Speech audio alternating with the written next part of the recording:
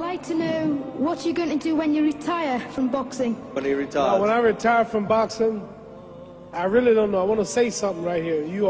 This might make you all think. Life is real short.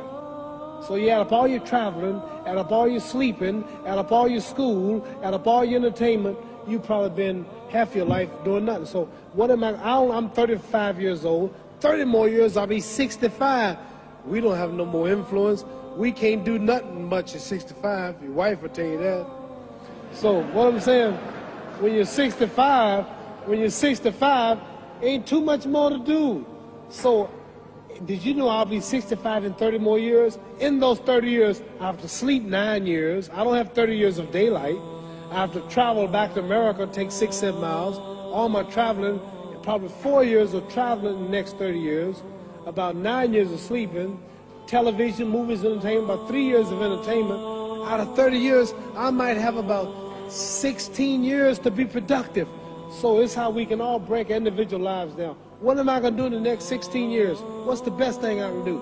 Get ready to meet God. Owning real estate, going in business, teaching boxers, that won't get me to heaven. How many here believe there's a supreme being, believe there's a God? How many believe there's some power that made the sun, the moon, the stars? How many believe that this stuff didn't just come out here? Somebody wiser than us made it. How many believe there's a God? How many believe there's not a God? All right. Believe there's not a God. All right.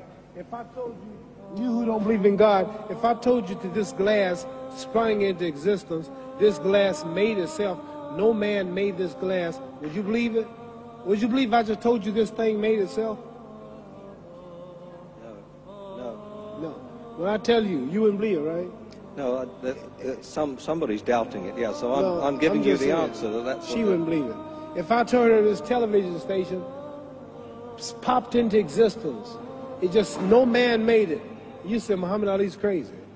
All right. Well, if this glass can't make itself, if I told you those clothes you have on wove themselves, nobody created them, those clothes made themselves, you wouldn't believe it. But if your clothes didn't make itself, if that glass couldn't make itself, if this building didn't make itself, then how did the moon get out there? How did the stars and Jupiter, Neptune and Mars and the sun, how did nature, how did all this come here if didn't know why is something planning to make it? So what I'm saying is, I believe we're going to be judged. Should a man like Hitler kill all the Jews and get away with it? Somebody should punish him. Maybe he get it, don't get it now, he get it when he died, in hell for eternity. So what I'm going to do when I get out of boxing is to get myself ready to meet God, because my plane might blow up. Don't planes blow up in this country sometime and crash? Don't people die every day? Not every day. It's a scary thing to think that I'm going to hell, to burn eternally forever. So what am I going to do? The reason I'm taking I'm explaining what you asked me a question. You ask me questions I can't just answer like that. When I get out of boxing or when I'm through, I'm going to do all I can to help people. That's why I'm here with Johnny Walker. Here's a poor man, came all the way to America. Here's a bunch of boys need some money, and somebody is calling me to help them. God is watching me. God don't praise me because I beat Joe Frazier. God don't give nothing about Joe Frazier. God don't care nothing about England or America as far as your wealth. It's all his. He wants to know, how do we treat each other? How do we help each other? So I'm going to dedicate my life to using my name and popularity, helping charities, helping people, uniting people, bring people bumming each other because of religious beliefs. We need somebody in the world to help us make peace. So when I die, if there's a heaven, I want to see it. Because we live how long? 80 years?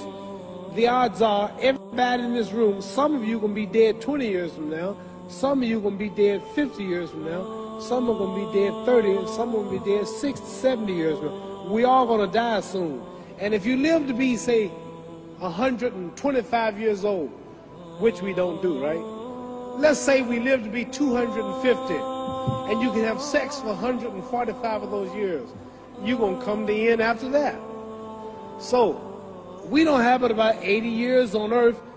This is a test to see where will we spend our life in heaven and hell. This is not the life now. Your real self is inside you. Your body gets old. Some of you go to look at the fridge, you don't have no teeth.